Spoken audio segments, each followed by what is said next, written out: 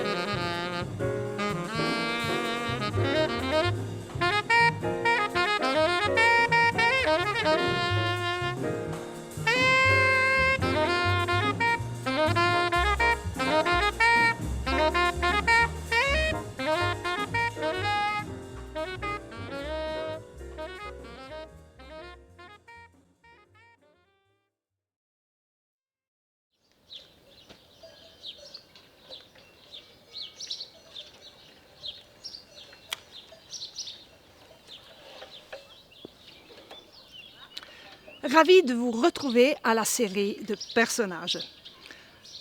Après l'immersion dans l'ère mégalithique de la semaine dernière, le XVe siècle nous paraît presque familier.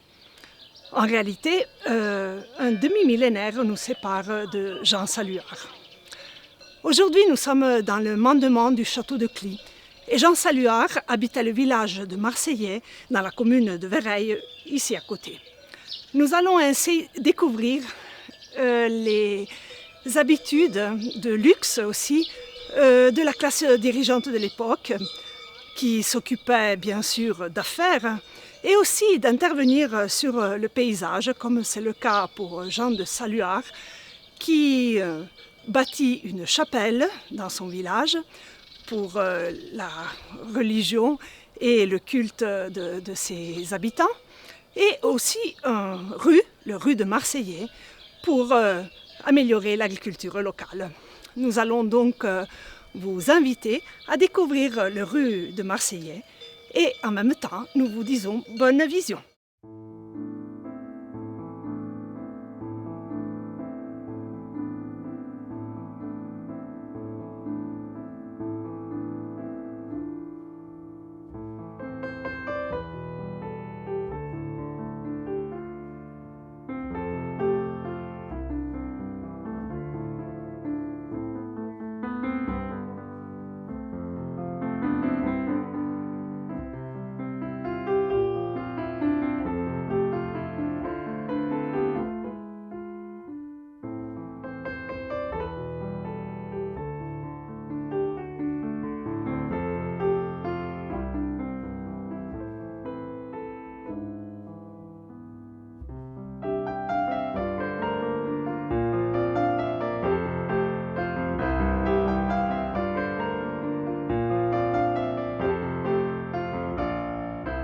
Siamo qui nella cappella di Marseillais, cappella fondata da Jean Saluard. Cosa sappiamo di questa fondazione? La cappella di Marseillais viene fatta realizzare da Jean Saluard negli anni tra il 1440 e il 1441. Abbiamo un'iscrizione all'interno della cappella che ci testimonia la committenza da parte di Jean Saluard e ci dice anche il nome del pittore che Jean Saluard chiama per realizzare tutta questa decorazione ad affresco che vediamo appunto all'interno della cappella. Decorazione ad affresco che in realtà interessava anche l'esterno della cappella. Fino ad alcuni anni fa si vedevano ancora dei lacerti di affresco sopra la porta di ingresso. E la decorazione riguardava anche la parte absidale della cappella, che adesso ha una decorazione ottocentesca, perché nel 1845 questa parte della cappella viene distrutta e ricostruita.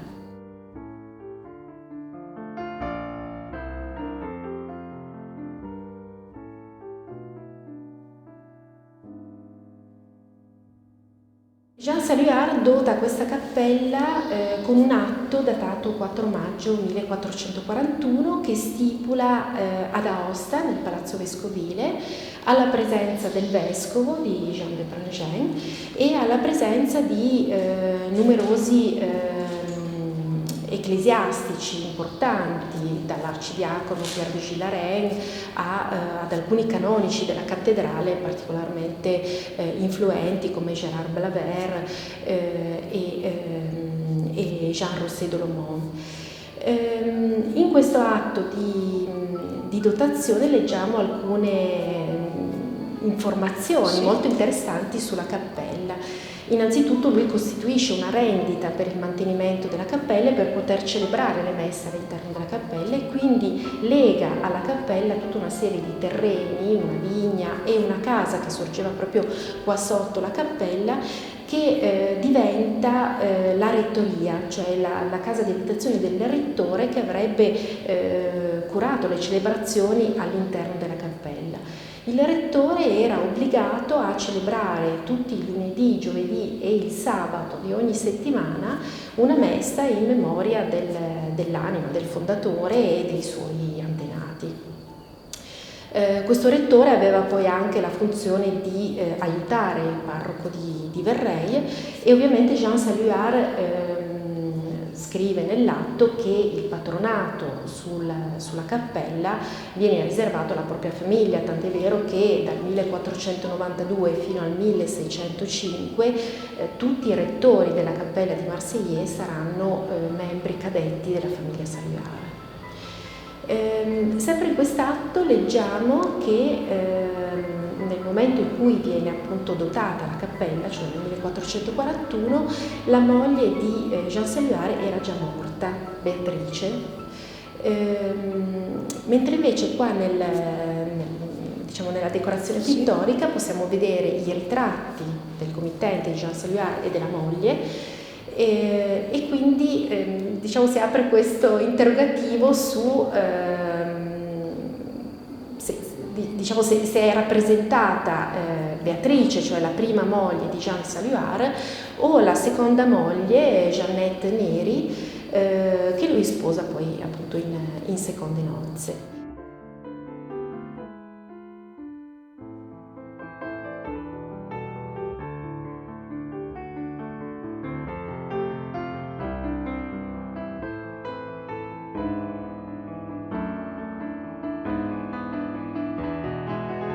Nel ritratto abbiamo un elemento che è la presenza di San Giovanni Battista e vediamo appunto nella pittura il santo che pone la mano sul capo di Jean Saluard, ma pone la mano anche sul capo della moglie, quindi c'è questo interrogativo se appunto si tratta della seconda moglie che si chiamava anche lei Jeannette, quindi in qualche maniera era sotto la protezione di San Giovanni Battista.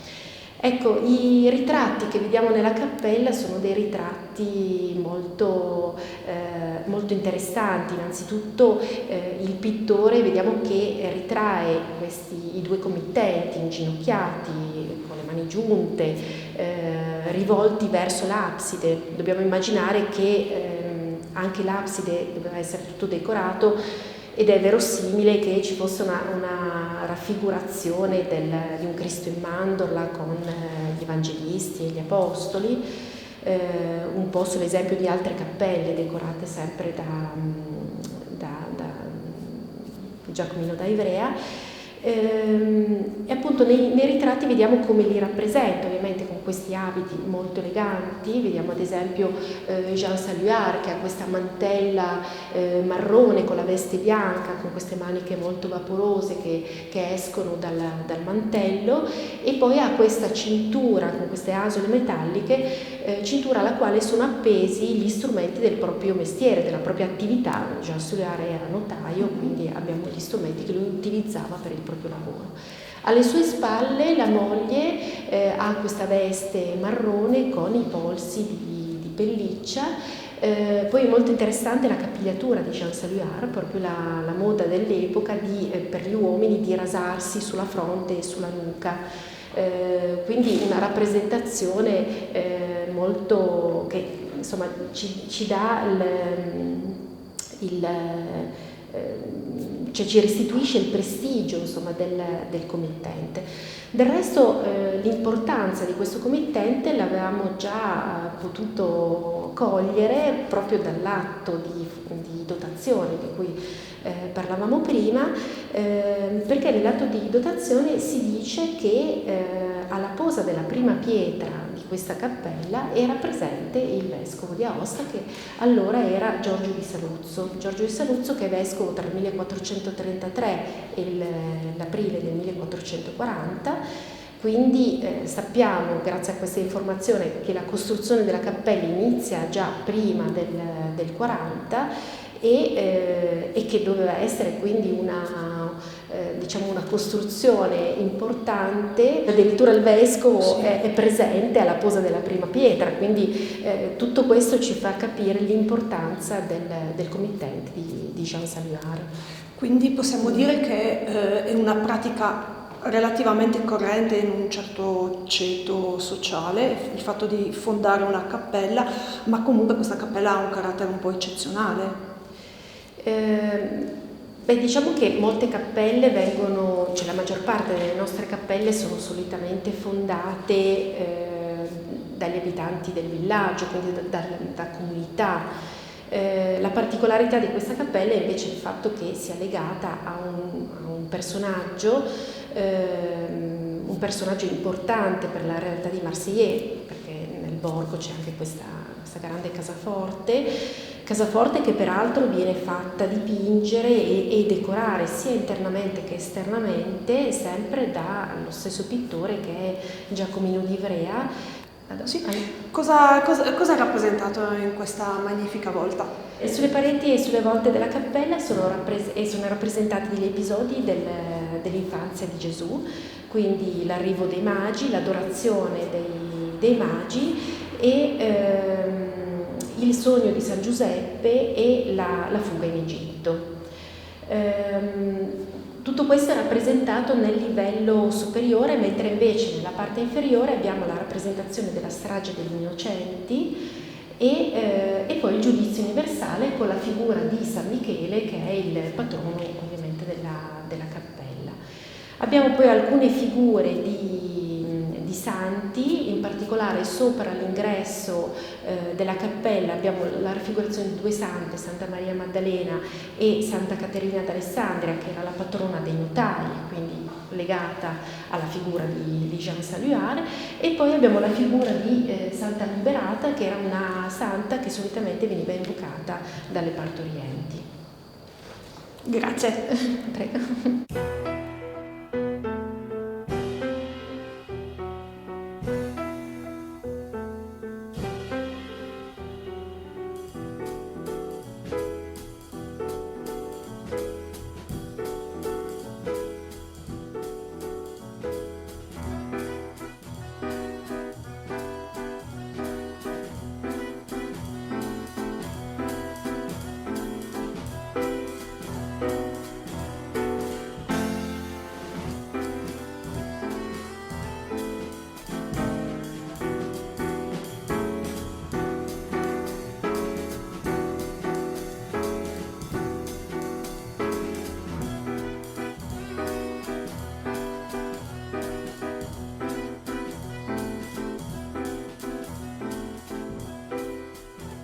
Comment la famille Saluard fait son apparition dans l'histoire valdôtaine?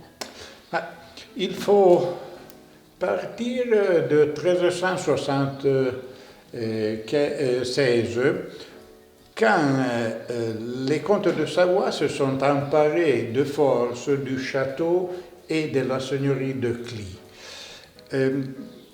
Après cet épisode, évidemment, les Savoie ont apporté des fonctionnaires pour administrer la nouvelle châtellenie, et parmi d'autres, il y avait un tel William Saluard. Et William Saluard, d'après ce que nous dit Jean-Baptiste de Tillier, a marié une femme de Marcilliers. Évidemment, ce n'était pas une femme sans des moyens, et probablement elle était assez riche, au moins en terre.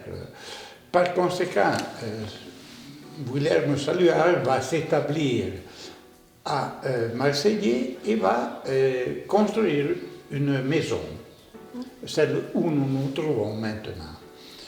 Du mariage entre William et cette femme inconnue en réalité de Marseillais est né Jean Saluard, qui est le personnage, disons, le plus important de la dynastie, au moins au début de la dynastie des Saluards. Et ce sera celui qui fera toute une série de travaux importants tels qu'une chapelle et tels que des rues d'arrosage qui seront fondamentaux pour l'économie agropastorale de la zone.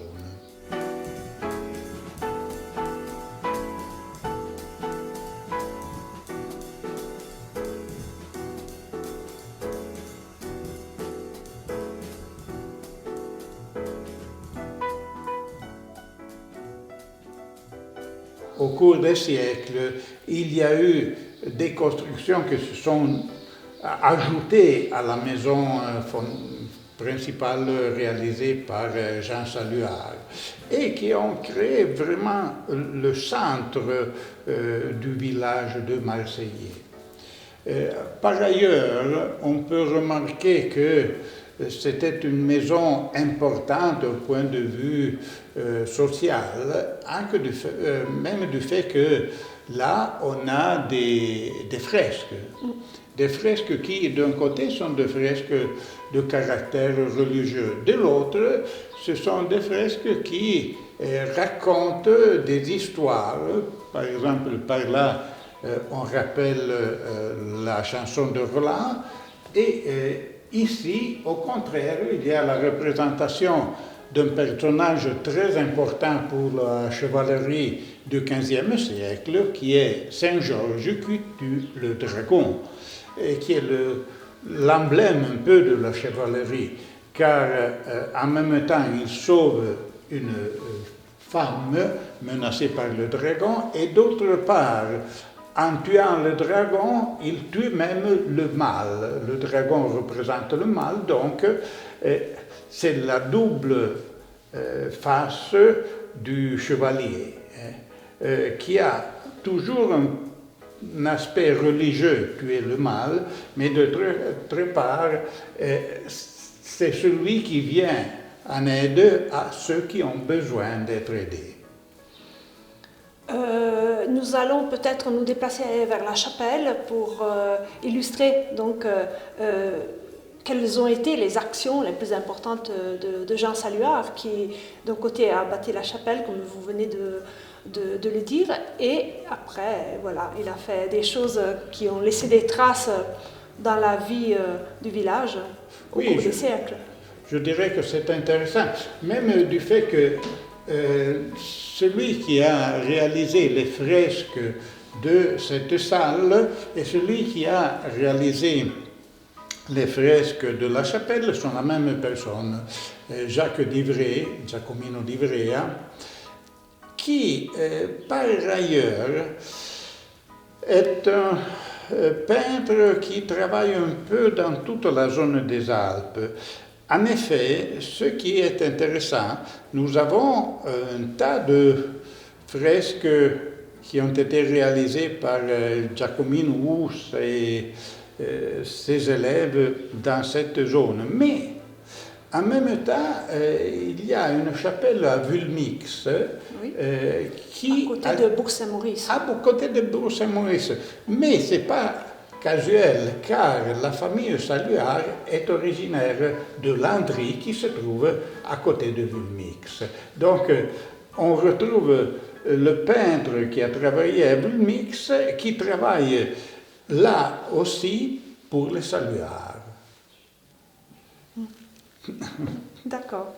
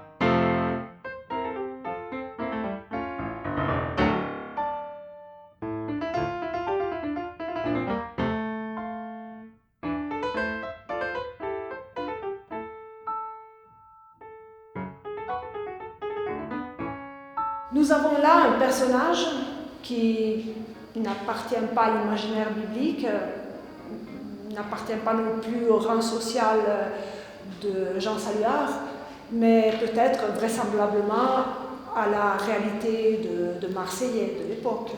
Bon, pour parler de ce personnage, il faut revenir un peu en arrière et parler plutôt de certains changements qui se sont passés au cours du XVe siècle, surtout au début. Pourquoi? Parce qu'au XVe siècle, au Val d'Oste, il y a une augmentation des constructions des canaux d'arrosage. Pourquoi? Pour des questions économiques, c'est-à-dire on augmente la requête de viande bovine et de fromage de qualité. Évidemment, pour le faire, il faut augmenter la production et l'élevage des bovins. Les bovins nécessitent cependant davantage d'herbes de qualité meilleure. L'unique façon de l'obtenir, c'est d'arroser la prairie naturelle pour obtenir des prés cultivés. Il faut dire que la seigneurie Puy-Châtellenie de Cly a toute une partie, surtout Saint-Denis et Vereil, qui sont disposés sur une colline assez sèche. Et donc, il est nécessaire d'avoir un apport hydrique qui arrive de quelque part où de l'eau se trouve. Déjà au XIVe siècle, Pierre de Cly avait octroyé aux habitants de Saint-Denis et de Vereil le droit de puiser de l'eau de la zone de l'Audetor et de prendre même les eaux du canal de Chavaucourt, ce qui avait entraîné des protestations de la part des habitants de Torgnon qui se voyaient soustraire l'eau. Mais l'eau de l'Audetor et de Chavaucourt n'était pas suffisante pour les nouvelles requêtes d'eau pour les prés.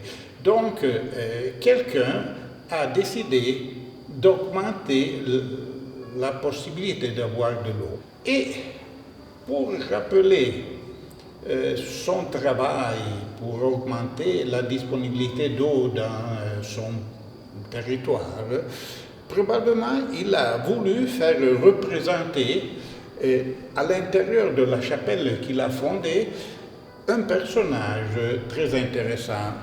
Effectivement, là, au début, on pensait qu'il s'agissait d'un paysan. Mais si on regarde bien les outils qu'il porte, nous voyons une massue et une pioche. Un paysan qui utilise une massue, ça n'a pas vraiment de sens. Au contraire, si on pense aux rues, à la nécessité de rompre des cailloux, des pierres, des rocs, pour avoir la possibilité de faire passer les rues, et la massue, ça va très bien. Et la pioche, évidemment, sert à creuser le canal. En plus, il y a cette espèce d'arrosoir qui pouvait avoir une fonction importante dans la construction, dans la réalisation du rue. Pourquoi? Parce qu'il permettait, en versant un peu d'eau, de contrôler si le rue avait la bonne pente. Dommage qu'on ne voit pas cet autre instrument qui probablement nous expliquerait une autre façon de faire le rue, car nous connaissons très peu des moyens que les gens avaient de faire le projet et de réaliser les rues. Les rues parfois étaient très difficiles à réaliser. En effet, j'ai l'impression qu'au début, le rue de Marseillais ne suivait pas le cours qu'il suit maintenant, mais qu'il puisait les eaux, comme on le retrouve dans l'infondation, beaucoup plus haut dans le torrent Marmore, et qu'une partie de rue a dû être abandonnée au moment où le canal s'est effondré. En effet, on pourrait imaginer que la partie plus ancienne du rue, on puisse la voir encore en amont d'Antheil, avec des arcades placées vraiment contre le rocher, d'une façon qu'on se demande même de quelle façon on a pu réaliser ces murs sur des pentes abruptes et difficiles d'accès. Très bien, merci beaucoup.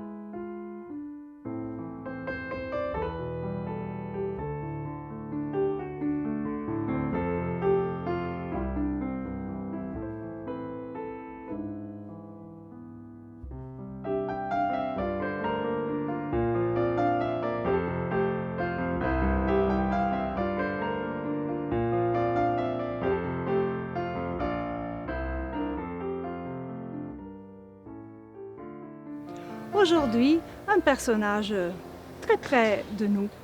Il s'agit de Gralleun, Gras impérial, quelqu'un qui a fait beaucoup pour que le carnaval de la Combefroide soit ce qu'il est aujourd'hui. En effet, du carnaval, nous pensons aux masques, nous pensons aux différentes figures qui sont déguisées, les lanzettes et les autres personnages, etc. Mais que serait le carnaval sans la musique? Et Gralleun a joué là un rôle important parce qu'il est associé à un morceau de musique qui fait ravage aujourd'hui et qui est un peu au centre de toute la pratique du carnaval de la Combefroide, c'est-à-dire l'Ossenzo d'Alain.